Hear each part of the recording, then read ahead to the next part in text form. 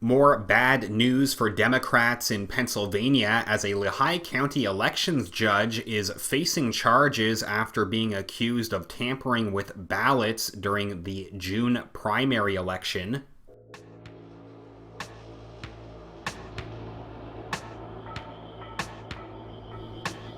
Article this week explains how a judge of elections in an Allentown ward is facing criminal charges for allegedly assisting voters by darkening the bubbles already filled out on about 30 ballots in this year's primary election.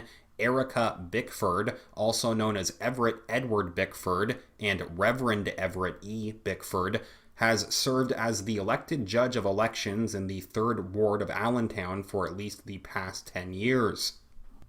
They continue saying the 69-year-old Bickford was charged Monday with insertion and alteration of entries in documents and prying into ballots, both misdemeanors.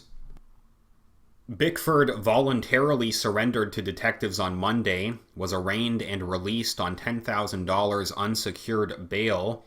Bickford is charged as Everett Bickford. The district attorney notes that Bickford said in testimony before the election board preferring the use of she and they pronouns, and the district attorney used those pronouns in a news release on the case. At issue are ballots in Allentown's 3rd Ward and the contested Democrat primary between Peter Schweier and Enid Santiago for Pennsylvania House of Representatives' 22nd Legislative District, which covers part of Allentown. The charges against this Allentown elections judge could be even more disturbing given what's already been referred to as a known culture of corruption among Pennsylvania Democrats. In our previous video on this channel, we mentioned how just last Friday, former Scranton Mayor Bill Courtwright, a Democrat, was finally sentenced to 7 years in federal prison for corruption. We also mentioned how Courtwright joins Allentown's former mayor Ed Pawlowski and Reading's Vaughn Spencer as the 3rd Democrat one-time leader of a Pennsylvania city jailed for corruption in the last 2 years.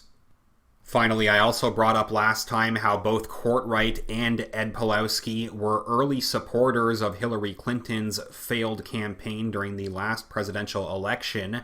Ultimately, Clinton returned a donation from Pawlowski just 6 days after the FBI raided Allentown City Hall.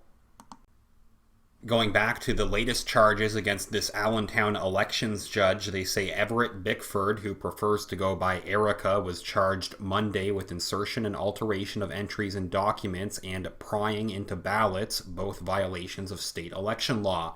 District Attorney Jim Martin says Bickford colored in or darkened bubbles on about 30 ballots and trimmed some so they would fit in the machine. However, Martin said it cannot be determined beyond a reasonable doubt that Bickford altered or changed a vote to favor one of the candidates.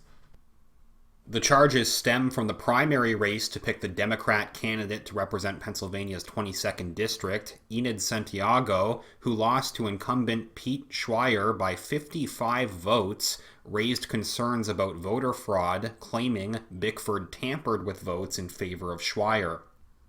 The candidate raised her concerns to the Lehigh County Board of Elections, which held a public hearing in July. The board found credible evidence of fraud and asked District Attorney Jim Martin and Pennsylvania Attorney General Josh Shapiro to investigate. Bickford told investigators she darkened some of the ballots so the machine could read them better and trimmed some so they would fit in the machine, but said she did not alter any votes.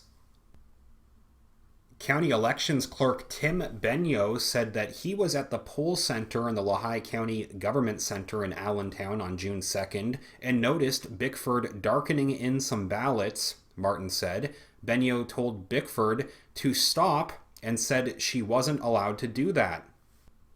Benyo also added that after he asked Bickford to stop, he then asked Bickford where the voter was, and Bickford said that the voter had left or that she didn't know. Meanwhile, the losing candidate told county investigators that while inside the poll at the government center, she noticed that Bickford had 2 ballots in her hand, one apparently voted ballot and one blank ballot. Santiago alleges that she saw Bickford writing on a blank ballot. Article from the Morning Call adds that Bickford, a community organizer who founded the Stevens Park Community Safe Neighborhoods Association and a former Allentown mayoral candidate, suggested that Santiago was the one who violated campaign rules by walking into the polling place multiple times wearing a campaign shirt. Still, Santiago maintains that Bickford, quote, stole the election on behalf of Schweier, whom Bickford supports. Santiago, who is now running a write-in campaign against Schweier, did not comment on Monday, but in a Facebook post about the district attorney's announcement, she again criticized the county elections board for certifying the primary election results despite, quote, fraud against my campaign. District Attorney Jim Martin said, quote, if you put pen to a ballot in the position as she holds as judge of elections, you've committed a violation of the election code. It's fairly clear. County Executive Phil Armstrong, who is also on the election board, says since Bickford is an elected official and has been charged but not found guilty, she can still keep her position, meaning she can work the polling place on November 3rd. District Attorney Jim Martin said he would be willing to consider ARD, a first-time offenders program for Bickford, if she agreed to resign. Bickford said she will not resign because she says that would be an admission of guilt. She said she is working on getting an attorney. Quote, I really didn't feel I did anything wrong because we had technical problems with the machines, she said. Finally, they explain here that under state law, an elections judge must be removed from office if convicted of misbehavior in office or any infamous crime. Lehigh County Solicitor Tom Caffrey said he believes the charges filed against Bickford meet this definition and that she would need to resign if convicted.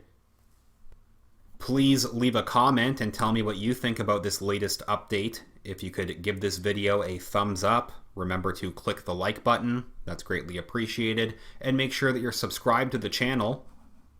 Once again, I'd like to thank everyone who has been sharing these videos and sharing the channel with others to help get the info out there. And thank you very much, everybody who has supported the channel with your donations over at Patreon or PayPal. Even just a few dollars makes a huge difference and helps me keep talking about these issues. Patreon.com/realityreader or paypal.me/realityreader. You can find either link down in the video description where you can support this channel directly. I will follow up soon. Thanks again.